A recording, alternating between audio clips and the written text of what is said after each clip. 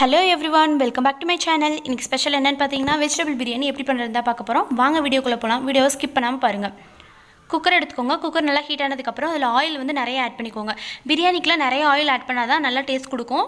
பாருங்கள், இப்போ எண்ணெய் நல்லா காஞ்சதுக்கப்புறம் இதில் 3 கிராம்பு நான் ஆட் பண்ணியிருக்கேன். நீங்கள் 1 கிராம்பு கூட ஆட் பண்ணிக்கலாம். 1 லவங்கம் வந்து ஆட் பண்ணியிருக்கேன். இப்போ பூண்டு வந்து பொடி பொடியாக நறுக்கி எடுத்து ஒரு 4-5 பல்லு பூண்டை வந்து நான் ஆட் பண்ணியிருக்கேன். பூண்டு நல்லா வாசம் கொடுக்கும், அதுக்காக தான் நம்ம பூண்டு ஆட் பண்ணியிருக்கோம். இப்போ நல்லா வதக்கி விடுங்க. இந்த ஸ்டேஜில் இப்போ வந்து பச்சை மிளகாய் இருக்குது பார்த்தீங்களா, அது 2 நறுக்கி எடுத்து ஒரு 10-15 பச்சை மிளகாய் வந்து நான் ஆட் பண்ணியிருக்கேன்.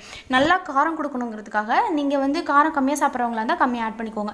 இப்போ நான் பெரிய வெங்காயத்தை நீளமாக நறுக்கி எடுத்து ஆட் பண்ணியிருக்கேன். பிரியாணிக்கு வந்து பொடி பொடியாக நறுக்கி எடுக்கக்கூடாது, நீளமாக நறுக்கி எடுத்து ஆட் பண்ணிங்கன்னா தான் நல்லா டேஸ்ட் கொடுக்கும், அதே சமயம் பார்க்கவும் அழகாக இருக்கும்.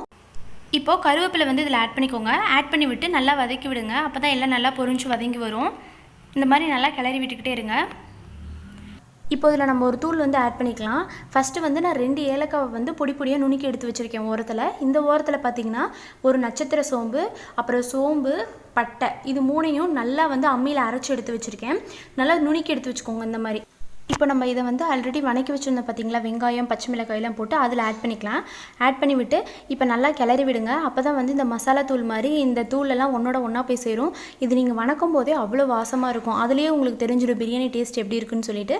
அவ்வளோ வாசமாக இருக்கும். இப்போ இதில் நான் வந்து கேரட் வந்து பொடி பொடியாக நறுக்கி எடுத்து ஆட் பண்ணியிருக்கேன். அதோட பீன்ஸும் பொடி பொடியாக நறுக்கி எடுத்து ஆட் பண்ணியிருக்கேன். நீங்கள் வேறு ஏதாவது காய், அதாவது பட்டாணி, அப்புறம் பன்னு, இதெல்லாம் ஆட் பண்ணுறதுனால ஆட் பண்ணிக்கலாம். இப்போ நல்லா வதங்கிருச்சு. இந்த ஸ்டேஜில் இப்போ தக்காளி ஆட் பண்ணிக்கோங்க. உங்களுக்கு நீங்கள் எடுக்கிற அரிசிக்கு ஏற்ற மாதிரி தக்காளி ஆட் பண்ணிக்கோங்க. நான் வந்து 2 டம்ளர் அரிசி எடுத்திருக்கேன். அதுக்கேற்ற மாதிரி இப்போ தக்காளி ஆட் பண்ணி நல்லா வந்து வதக்கி விடணும். தக்காளி நல்லா வதங்கி வந்துச்சுன்னா தான் நம்ம பண்ணுற சாப்பாடும் வந்து நல்லா டேஸ்ட்டாக இருக்கும். இந்த மாதிரி நல்லா குத்தி விட்டு வதக்கி விடுங்க. இப்போ இதில் நம்ம வரமிளகாய் தூள் வந்து ஆட் பண்ணிக்கலாம். ஆல்ரெடி வந்து பச்சை மிளகாய் கீரி போட்டு நம்ம போட்டிருக்கோம், அதுவே நல்லா காரம் கொடுக்கும். ஸோ அதுக்கேற்ற மாதிரி பார்த்து போட்டுக்கோங்க.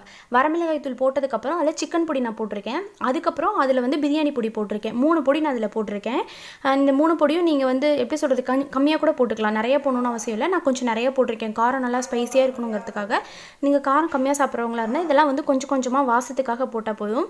ஆல்ரெடி நம்ம நுணுக்கி எடுத்து போட்ட அந்த தூளே வந்து நல்லா வாசமாக இருக்கும். இப்போ நம்ம இந்த 3 பொடியும் சேர்த்துருக்கனால இன்னும் நல்லா வாசம் கொடுக்கும். இந்த மாதிரி நல்லா வந்து குத்தி விட்டு வதக்கி விடுங்க. அப்போ தான் தக்காளி நல்லா வதங்கி வரும். தக்காளி எவ்வளோக்கு நல்லா வதங்கி வருதோ அந்தளவு பிரியாணி டேஸ்ட்டாக இருக்கும். இப்போ நம்ம இதில் உப்பும் மஞ்சள் தூளும் வந்து ஆட் பண்ணிக்கலாம். ஆட் பண்ணி விட்டு நல்லா வந்து வதக்கி விடுங்க. இந்த மாதிரி நல்லா கரண்டி வச்சு நல்லா கிளறி விட்டுக்கிட்டே இருக்கணும். அப்போ தான் வந்து அடி பிடிக்காமல் இருக்கும். பாருங்கள் எவ்வளோ அழகாக அப்படி பார்க்கவே ஸ்பைஸியாக இருக்குது பாருங்கள்.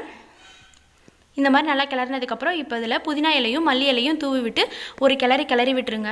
கிளறி விட்டதுக்கப்புறம் நீங்கள் எவ்வளோ அரிசி எடுத்துருக்கீங்களோ அதுக்கேற்ற மாதிரி தண்ணி வந்து இப்போ இதில் நம்ம ஆட் பண்ணிக்கலாம். நான் 2 டம்ளர் அரிசி எடுத்திருந்தேன். அதுக்கேற்ற மாதிரி 3.25 டம்ளர், ஒரு 1/4 டம்ளர் கம்மியாக ஆட் பண்ணிக்கணும். ஏன்னா வந்து தக்காளியில் ஆல்ரெடி தண்ணி இருக்கனால ஸோ நம்ம கம்மியாக ஆட் பண்ணிக்கணும். இப்போ அரிசி ஆட் பண்ணிக்கோங்க.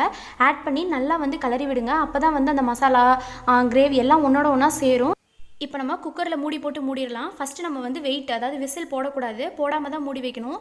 ஒரு 10 to 15 மினிட்ஸ்க்கு அப்புறம் நல்லா வந்து சாதம் வந்து கொதிச்சு இப்போ வந்து பபிள்ஸ் வந்து மேலே வரும் பாருங்கள். நல்லா வந்து ஏர் வேறது உங்களுக்கே தெரியும். ஊற்று பார்த்தீங்கன்னா இந்த ஸ்டேஜில் நம்ம வெயிட் போட்டுடணும்.